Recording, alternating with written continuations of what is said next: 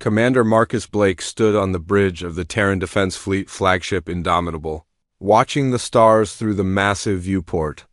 The ship was humanity's pride, armed with enough firepower to level a small moon.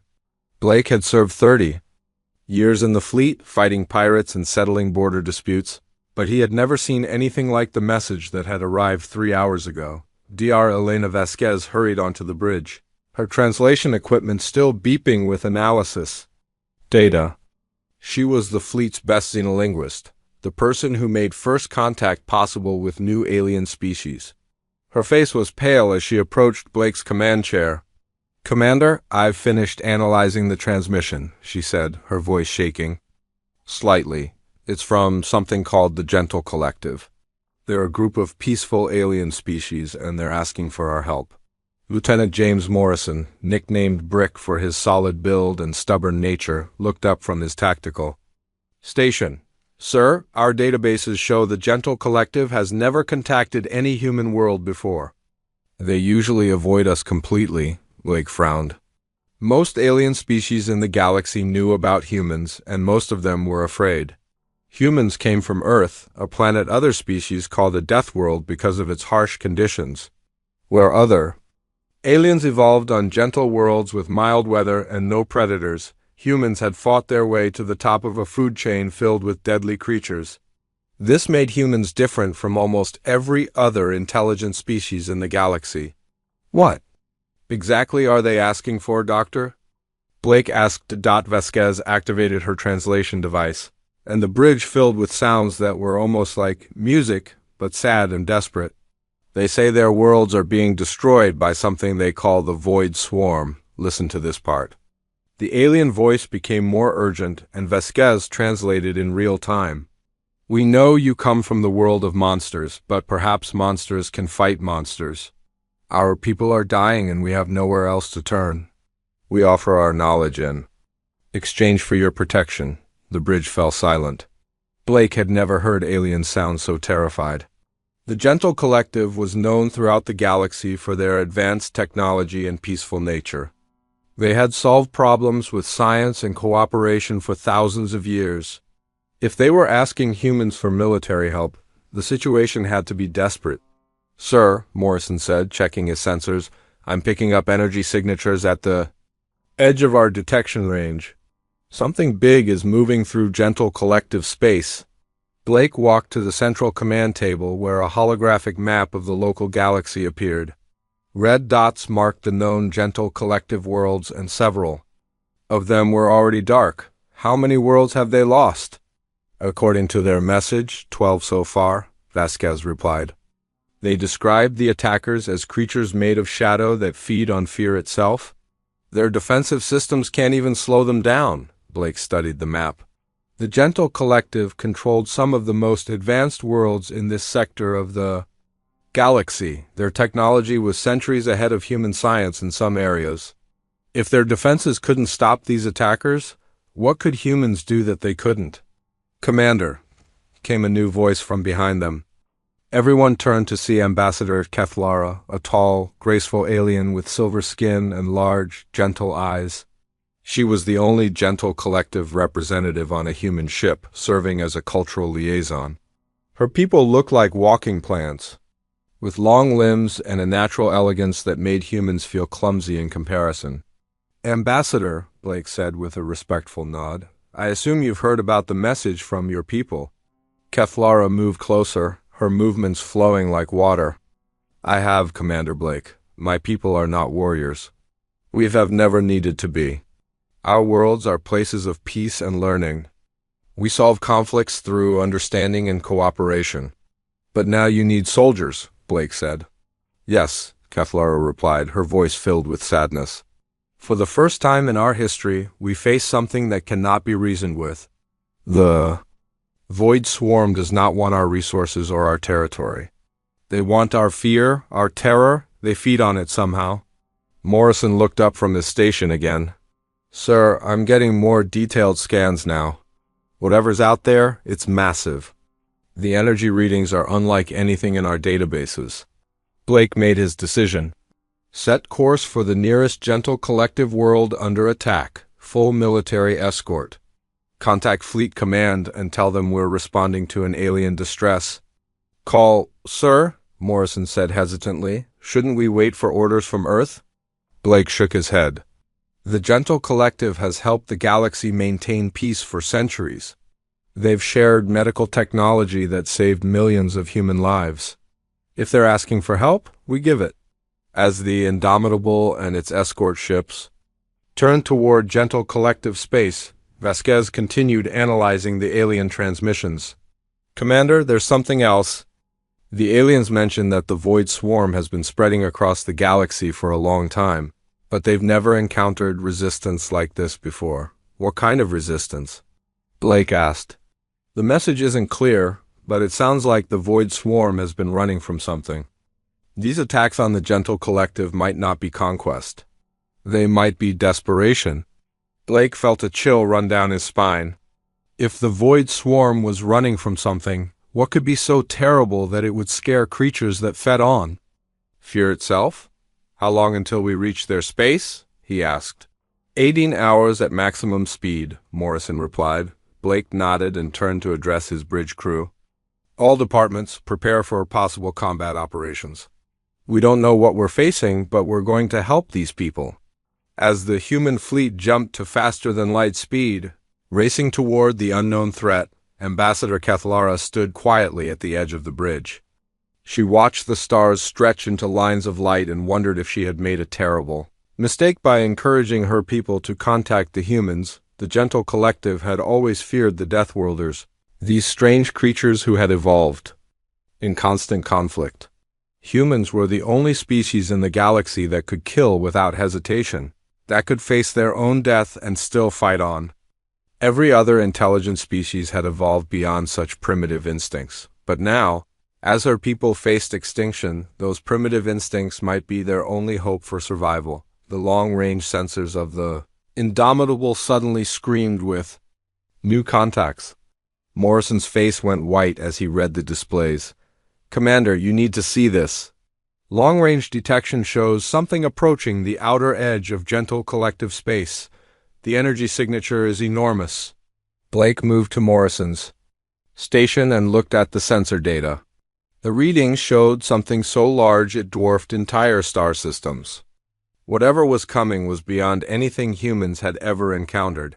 How long until it reaches the Gentle Collective worlds? Blake asked quietly. Morrison ran the calculations twice before answering. At current speed, 72 hours, sir.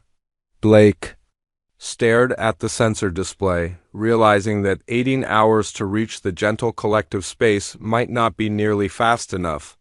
Whatever the Void Swarm was running from had finally caught up with them, and now it was heading straight for some of the most peaceful worlds in the galaxy. The hunt was about to begin, and humanity was flying directly into the path of something that made even the monsters afraid.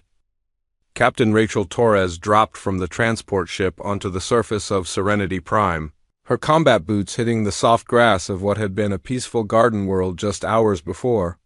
The planet lived up to its name with rolling hills covered in flowers and crystal-clear streams running between groves of trees that seemed to glow with their own inner light. It was the kind of world humans dreamed about, a paradise where nothing had ever known violence. Now it was under attack. Sergeant Alex Kowalski, known to everyone as Tank because of his massive frame and heavy weapons training, landed beside Torres. With a thud that shook the ground, his armor was loaded with enough firepower to level a city block, and his face was set in the grim expression he wore before every battle.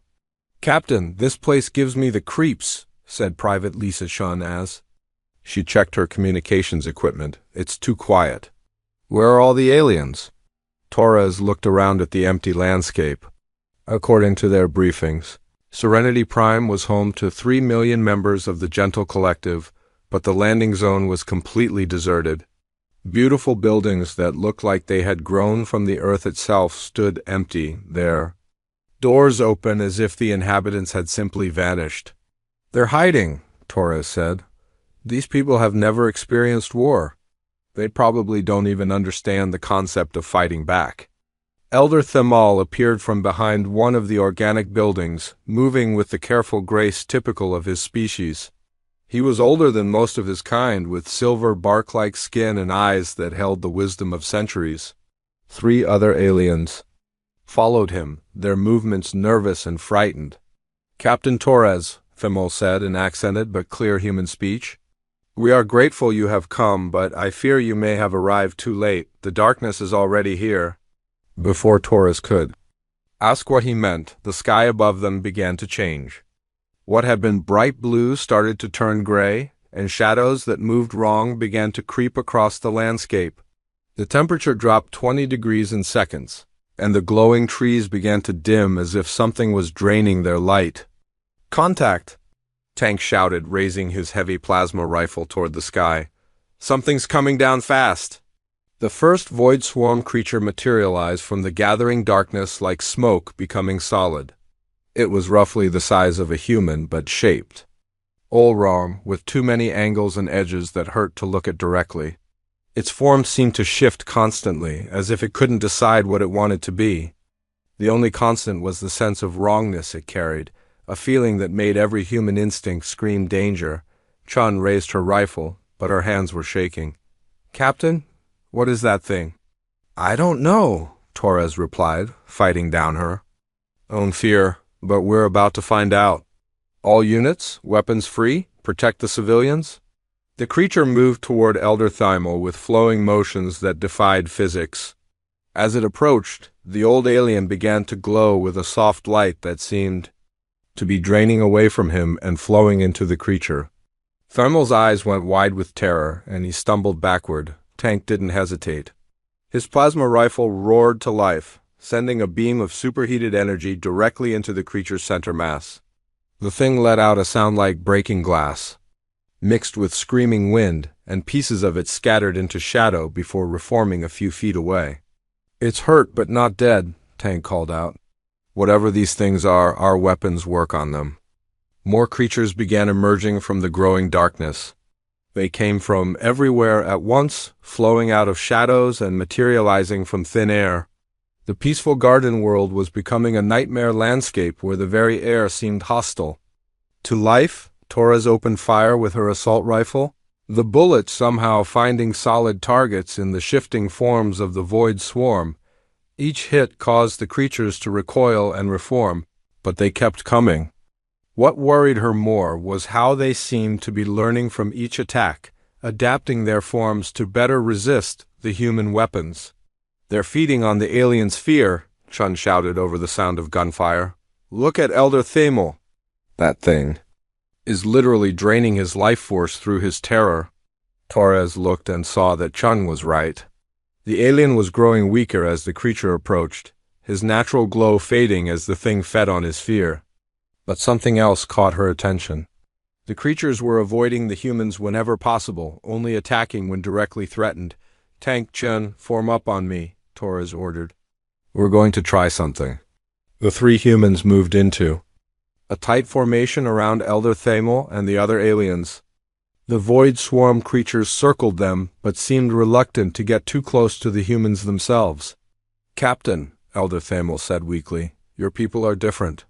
The darkness does not affect you the same way it affects us." Torres realized. He was right. She was afraid, terrified actually, but she was still able to function. The fear wasn't paralyzing her the way it was paralyzing the aliens. Tank and Chun were the same, scared but still fighting. "Sir," Chun said, monitoring her equipment, "I'm picking up some kind of psychic transmission from these things. They're communicating with each other. Can you understand it?" Torres asked while firing at another approaching creature. "Some of it, they're confused. They keep saying something about fear that fights back. They don't understand how we can be afraid and still resist them." Elder Thymel looked up at Torres with something like wonder in his eyes. "That is why we called. For you, every other species in the galaxy becomes helpless when faced with pure terror. But your people, your Deathworld people, you know fear and still choose to act?" Tank laughed grimly as he incinerated another creature with his plasma rifle. "Lady, you have no idea. Humans have been scared of things trying to eat us since we lived in caves. The difference is we learned to be scared and fight anyway." The battle continued for hours, but gradually the humans began to notice a pattern. The Void Swarm creatures were not fighting to win. They were fighting like something that was desperate, like something that was running from an even greater threat. Chun, see if you can get more details from their communications. Torres ordered. Chun worked with her equipment while Tank and Torres kept the creatures at bay. After several minutes, her face went pale. Captain, you're not going to believe. These things aren't invaders, they're refugees. What do you mean refugees? Torres asked. They're running from something they call the Devourer, something that destroyed their home galaxy and has been chasing them across space for thousands of years. They're not attacking the Gentle Collective because they want to conquer. They're attacking because they're so desperate and afraid that they've become the very thing they're running from. Elder Thamel struggled to his feet, supported by one of his companions. You mean these creatures were once peaceful like us? According to their transmissions, yes, Chun confirmed. They became monsters because something even worse made them into monsters. Torres felt a chill that had nothing to do with the dropping temperature. Chun, ask them about this Devourer. How far behind them is it? Chun worked with her translation equipment, trying to communicate with the Void Swarm creatures. After several tense minutes, she got an answer that made her face go completely white. Captain, according to them, the Devourer isn't behind them anymore. It's already here, in this galaxy. And it's heading straight for the core worlds. Torres looked up at the darkening sky of Serenity Prime and realized that everything they had just fought was nothing compared to what was coming. The Void Swarm had been running for thousands of years, and now they had finally been cornered. Whatever happened next would determine the fate of every living thing in the galaxy. Get me a connection to Commander Blake, Torres ordered. He needs to know that we're not just fighting an invasion. We're fighting something that's already destroyed an entire galaxy, and we just became its next target. General Patricia Williams stood in the war room aboard the command vessel Harbinger, studying holographic displays that showed 3 star systems under simultaneous attack. The woman they called Iron Fist had earned her nickname through 20 years of military campaigns, but nothing had prepared her for coordinating a war across multiple worlds against an enemy that defied every rule of conventional warfare.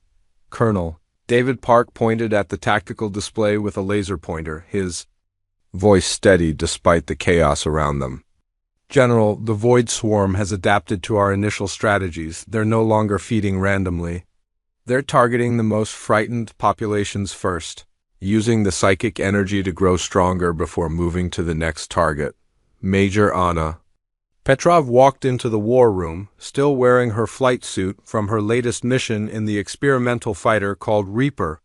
Her blonde hair was matted with sweat, and her blue eyes held the intensity of someone who had been fighting impossible odds for days without rest. General, I've just returned from the Harmony sector, Petrov reported. The Gentle Collective's attempt to evacuate their civilian population failed completely. Their people become paralyzed with fear the moment they see a Void Swarm creature.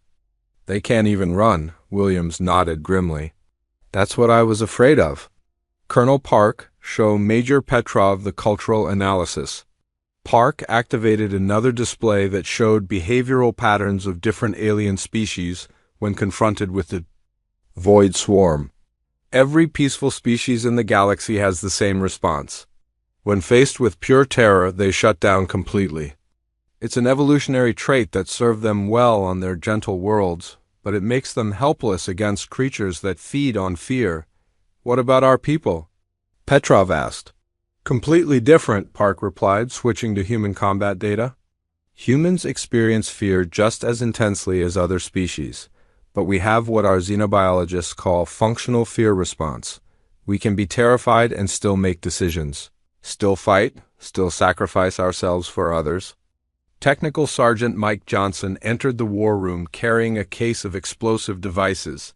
He was a demolitions expert who had been working with Gentle Collective scientists to develop new weapons against the Void Swarm. His weathered face showed the strain of trying to teach peaceful aliens the art of destruction. General, we've got a problem, Johnson said, setting down his case. I've been trying to train the aliens in basic combat techniques, but they can't wrap their heads around the concept of acceptable losses. When I explained that we might need to sacrifice one ship to save 10, they refused to consider it. Williams had expected this. They've never had to make those kinds of choices, Sergeant. For them, every life is sacred because they've never faced extinction. Ma'am, with respect, we're facing extinction right now, Johnson replied. These void swarm creatures are just the advanced scouts. Our intelligence shows something much worse is coming. Petrov activated her personal communicator and played back a recording from her latest patrol. The voice that emerged was unlike anything human ears had ever heard, a sound like grinding metal mixed with the whispers of dying stars. That's from the hive mind entity X7, Petrov explained. It's the primary intelligence controlling the void swarm. Our xenolinguists have been trying to understand its communications. Williams listened to the alien voice and felt something cold settle in her stomach. What is it saying?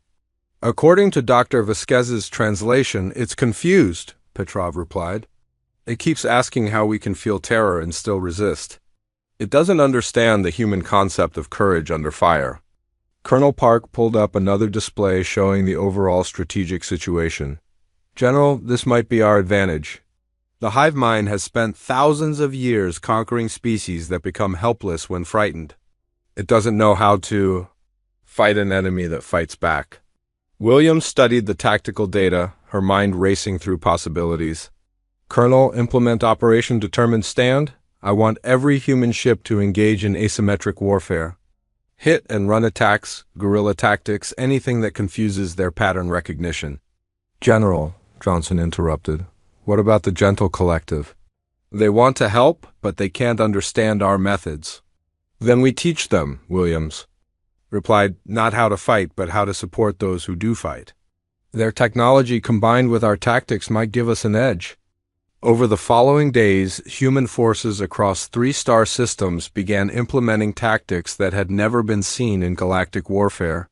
Ships that should have retreated instead rammed void swarm vessels, using the wreckage as weapons against other targets.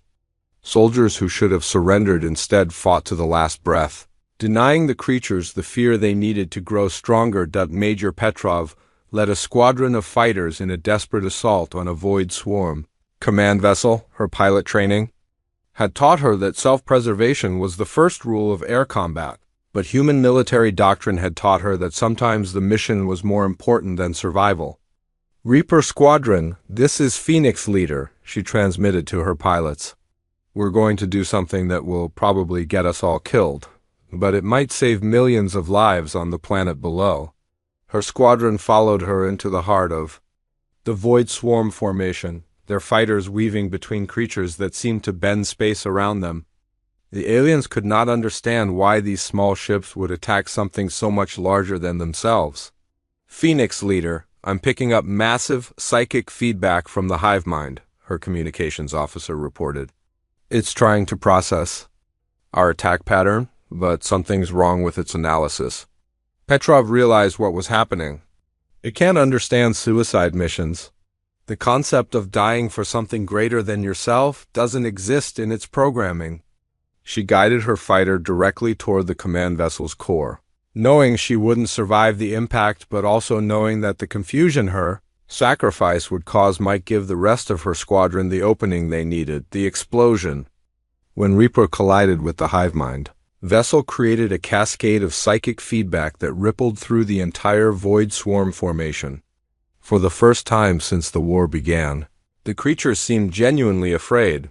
Back on the Harbinger, General Williams watched the tactical display as Void Swarm forces across all 3-star systems began to retreat. But her satisfaction was short-lived. When Colonel Park approached with new intelligence data, General, our deep space monitors have detected something at the edge of the galaxy, Park reported, his voice carefully controlled. The energy signature matches nothing in our databases, but the size is enormous. Whatever the Void Swarm was running from, it's finally caught up. Williams looked at the sensor data and felt her blood run cold. The approaching entity was larger than anything she had ever imagined, a presence that seemed to bend space around it just by existing. How long until it reaches the core worlds? She asked. At current speed, approximately 96 hours? Park replied. William stared at the display, realizing that everything they had fought so far had been nothing compared to what was coming. The Void Swarm had been running from this thing for thousands of years, and now humanity was about to face the creature that had turned an entire galaxy of peaceful beings into monsters. Technical, Sergeant Johnson looked up from his demolitions. Equipment with a grim smile. General, I hope you've got a plan, because I don't think conventional explosives are going to work on something that big. Williams turned to address her command staff, her voice filled with the determination that had earned her the nickname Iron Fist. Ladies and gentlemen, we're about to face something that has destroyed entire galaxies. But we're human, and humans have never backed down from impossible odds. We're going to show this thing what Deathworlders can do when we're defending our home. As the massive presence continued its approach toward the galaxy's core, Williams began planning humanity's most desperate gambit yet, knowing that the next few days would determine whether any intelligent life in the galaxy would survive to see another dawn. Admiral Robert Jackson stood in the observation deck of the massive battleship Defiance, watching the strangest fleet assembly in galactic history. Human warships floated alongside Void Swarm bioships, while gentle collective vessels provided support from a safe distance. 3 days ago, these forces had been trying to destroy each other. Now they were humanity's last hope for survival. Dr. Sarah Mitchell approached the Admiral, SER research files clutched tightly in her hands. She was the fleet's xenobiologist, the person responsible for understanding the Void Swarm's true nature. Her discoveries had changed everything they thought they knew about the enemy. Admiral, I've completed my analysis of the Void Swarm prisoner. Recaptured, she reported. What we learned changes the entire situation. Commander Lucas Ray, the fleet's intelligence officer, joined them at the observation window. His job was to gather information about enemy capabilities, but the intelligence he had collected over the past week had kept him awake for days. Doctor, show the Admiral what you discovered about their origins, Ray said quietly. Mitchell activated a holographic display that showed the evolution of the Void Swarm species. Admiral, these creatures weren't always monsters. 3,000 years ago, they were a peaceful civilization called the Ethereal Collective. They were artists, philosophers, and scientists who had never known war. Jackson studied the holographic images of the ancient Ethereal Collective. They had been beautiful beings, tall and graceful, with skin that seemed to contain starlight. Their cities were works of art that floated in space, powered by technology that used harmony and cooperation as its foundation.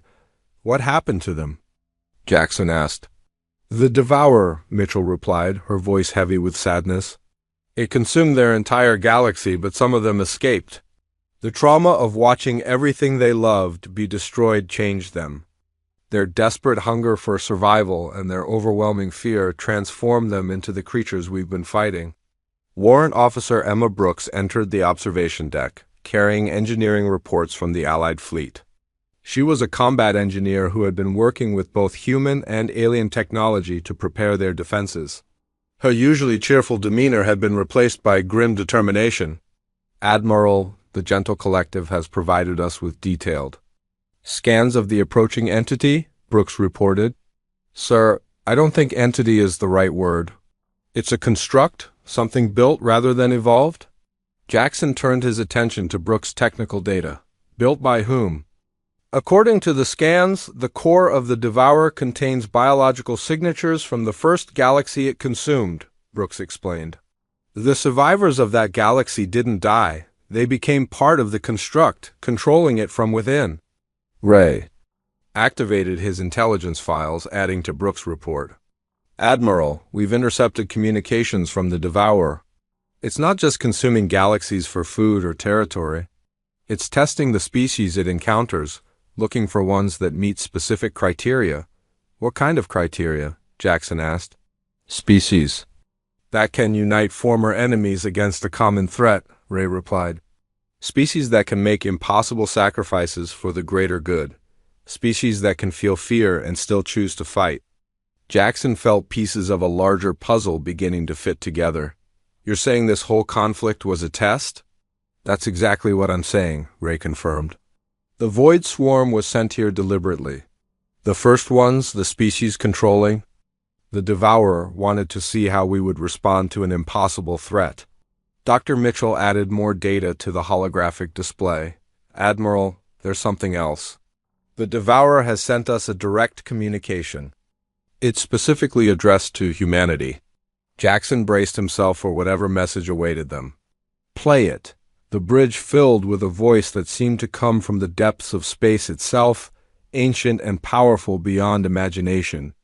Mitchell. Translated in real time as the alien words filled the air. Children of the Deathworld, you have impressed us. You have shown the ability to unite enemies, to sacrifice for strangers, and to fight when fighting seems hopeless. We offer you a place. Among us, a chance to join the eternal hunt across the universe. The message continued, explaining that the first ones had been searching for thousands of years for a species worthy of joining their cosmic expansion. They had tested countless civilizations, and most had failed by either surrendering immediately or destroying themselves in panic. They want us to become part of the Devourer, Jackson said quietly, to help them consume other galaxies. Yes, Mitchell confirmed. They see humanity as the perfect predator species, one that could help them expand their reach across the entire universe. Sekthara, the reformed Void Swarm entity that had agreed to help humanity, materialized on the bridge in its current form. The creature had regained some of its original beauty as its fear and desperation had been replaced by hope for redemption. Admiral Jackson, Sekthara spoke through the translation device, my people beg you not to accept their offer. We once believed that joining the strong was the only way to survive. We were wrong. The first ones will promise you power, but they will take your souls. Jackson looked out at the approaching Devourer, its massive form blotting out entire star systems as it drew closer to the galactic core. The energy readings were beyond anything human science could measure, and its size defied comprehension.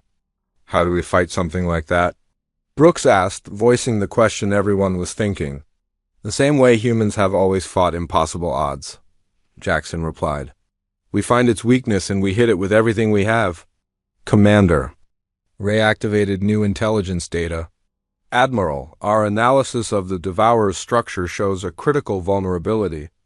The first ones control the construct through a collective consciousness similar to the Void Swarm's hive mind. But their system has never had to process the concept of willing self-sacrifice. Explain, Jackson ordered. Every species they've absorbed was either conquered by force or joined them willingly for personal gain, Ray continued.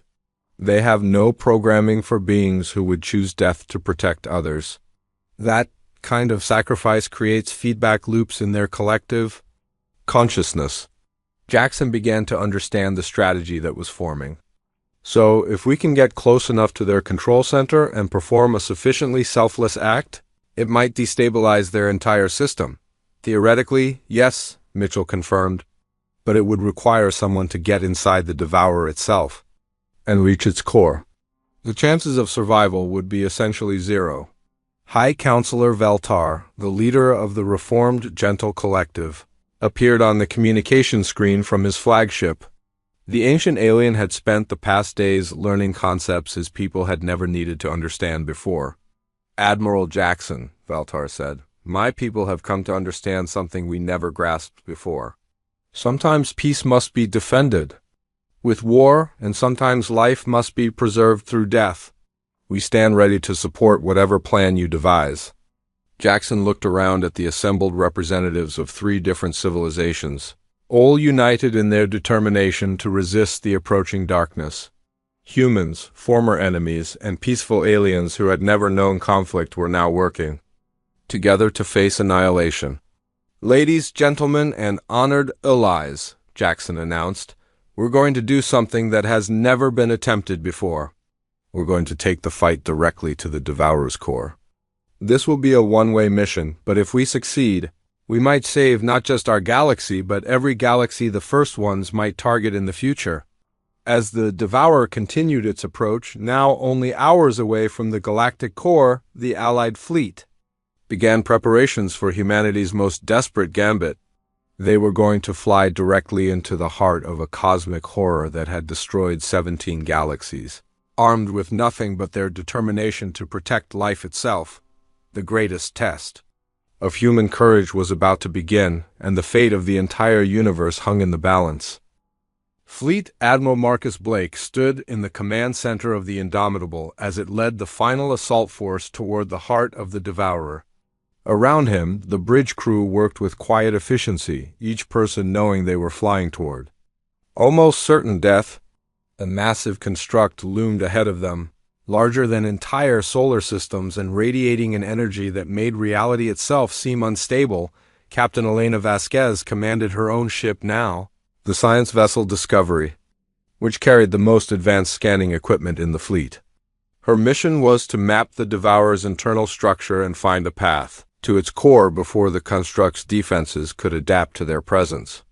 "Admiral, I'm reading massive energy fluctuations from the construct's surface," Vasquez reported. "Over the communication system? It's definitely artificial, but the technology is beyond anything we've ever encountered." Master Chief Jake Thompson, known throughout the fleet as Bulldog for his tenacious fighting style, was aboard the assault transport Hammer with his elite Special Forces team. They wore the most advanced combat armor humanity had ever produced. But everyone knew that armor would be useless against the forces they were about to face. "Admiral, my team is ready for insertion," Thompson reported. "We've studied the construct's layout, and we know where we need to go. Just get us close enough to that core." Dr. Amy Foster, the fleet's quantum physicist, was monitoring the space around the Devourer from the research vessel Newton. Her job was to understand how the construct operated and find weaknesses they could exploit. What she had discovered in the past few hours had changed her understanding of physics itself. "Admiral Blake, the Devourer isn't just a ship or a weapon," Foster reported. "It's a pocket universe. A piece of space that has been folded and compressed to contain the consciousness of an entire galaxy's worth of beings." As the human fleet approached the construct, its surface began to shift and change. Massive weapons systems emerged from what had appeared to be smooth hull plating, and energy beams that could destroy planets began targeting the approaching ships. "All ships, evasive maneuvers," Blake commanded. "Remember, we're not trying to destroy this thing. We just need to get our people inside." The first ones, the ancient species controlling the Devourer from within, sent another communication to the human fleet. Their voices carried the weight of eons, the accumulated wisdom and madness of beings who had consumed 17 galaxies. "Children of Earth, you approach your doom," the first ones broadcast. "We offer you one final chance to join us willingly. Your courage has impressed us, but courage without wisdom is merely elaborate suicide." Blake activated the fleet-wide communication system to respond. "This is Fleet Admiral Marcus Blake of the Terran Defense Force. We've heard your offer and we reject it. Humanity doesn't conquer other species to prove our strength. We protect them." "Then you choose extinction," the first ones replied. "So be it." The Devourer's weapon systems opened fire with the power of collapsing stars. Human ships that had been built to survive anything the galaxy could throw at them were vaporized. In seconds, the Newton exploded in a ball of plasma, taking Dr. Foster and her research team with it. The Discovery's shields failed under the massive energy bombardment, but Captain Vasquez managed to transmit the construct's internal mapping data before her ship was destroyed. "Admiral, we're losing ships too fast," reported his tactical officer. "At this rate, we won't have anyone left to reach the core." Blake watched good people die on his orders, knowing that each sacrifice brought them closer to their only chance of victory. "All remaining ships, full attack formation. Cover the Hammer's approach to the insertion point." The assault transport Hammer, carrying Master Chief Thompson and his team, dove toward the Devourer's surface while the remaining human ships provided covering fire. Thompson's team was humanity's last hope, The only group with a chance of reaching the construct's core and delivering the weapon that might stop the first ones. Bulldog, you're almost at the insertion point, Blake transmitted. Once you're inside, you'll be on your own. Understood, Admiral, Thompson replied. It's been an honor serving with you. The hammer managed to penetrate the Devourer's outer hull, but the ship was critically damaged in the process. Thompson and his team had to fight their way through corridors that defied human understanding, where the walls seemed to be made of compressed space and the air itself was hostile to life. As they moved deeper into the construct, they began to encounter the first ones directly. These beings had once been similar to the Gentle Collective, peaceful and wise, but eons of consuming other civilizations had transformed them into something monstrous. They attacked with weapons that used the screams of dying worlds as ammunition. Chief, I'm reading massive psychic interference ahead, reported Corporal Ridasantos, the team's communications specialist. The first ones are trying to break our minds the same way they broke the Void Swarm. Thompson pushed forward, his armor systems filtering out the psychic attacks that would have driven most beings insane. Keep moving. Remember, we're not just fighting for Earth, we're fighting for every species that hasn't been born yet. They reached the construct's core after hours of fighting through impossible architecture and hostile entities that existed in dimensions humans couldn't perceive. The core was a sphere of pure consciousness, containing the collective minds of the first ones and all the civilizations they had absorbed. This is it, Thompson said, activating the device Dr. Foster had designed before her death. The quantum disruptor should create a feedback loop in their collective consciousness when it encounters the concept of willing self-sacrifice. But as Thompson prepared to activate the device, something unexpected happened. The consciousness within the core began to communicate directly with him, and he found himself face to face with beings who had once been as noble as any species in the galaxy. Human warrior, the first one spoke directly into his mind. We were not always monsters. We began as protectors like you. But the universe is cruel, and protection requires power. Eventually, the need for power consumed everything else we were. Thompson understood what they were saying, but he also understood something they had forgotten. Power without compassion isn't protection, it's just another form of destruction. He activated the quantum disruptor, knowing that the device would create a feedback loop that would destroy him along with the Devourer's control systems. As the device discharged, Thompson's final act of self-sacrifice created exactly the kind of paradox the first one's collective consciousness couldn't process. The concept of dying to protect others rather than to gain power sent cascading failures throughout the construct's control systems. The first ones had absorbed thousands of species, but none of them had ever voluntarily chosen death when life was offered as an alternative.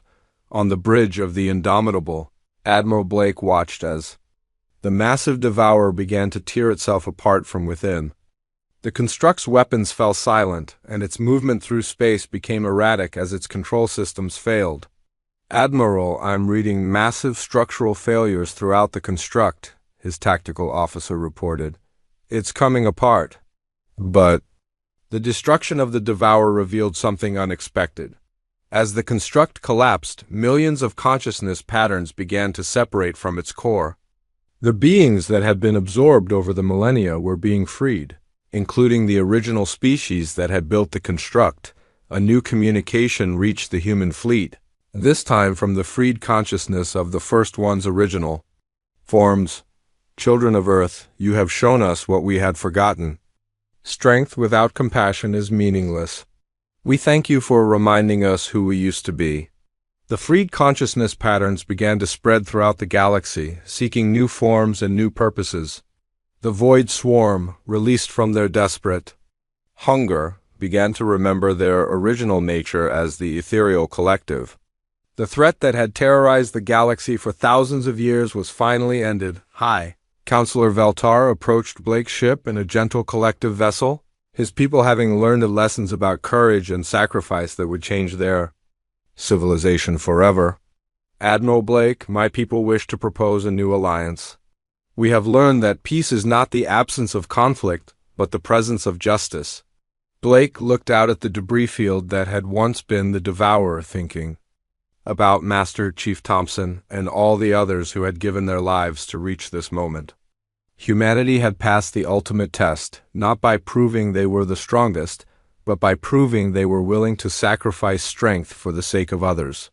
"The galaxy is safe," Blake announced to the surviving ships of the Allied fleet. "But our work isn't finished. There are other galaxies out there, other species that might need protection from threats they can't handle alone. Humanity has always been explorers and protectors. Now we have the chance to be both on a scale we never imagined." As the fleet began the long journey home, carrying news of their victory to every world in the galaxy, Blake reflected on what they had accomplished. Humanity had earned their place not as conquerors but as guardians. They were the species others would call when the impossible needed to be done, when someone had to stand between civilization and the darkness. The Deathworlders had responded to the call for help with firepower, but they had won with something much more powerful than weapons. They had won with the willingness to give everything for the sake of others, and that victory would echo throughout the universe for generations to come.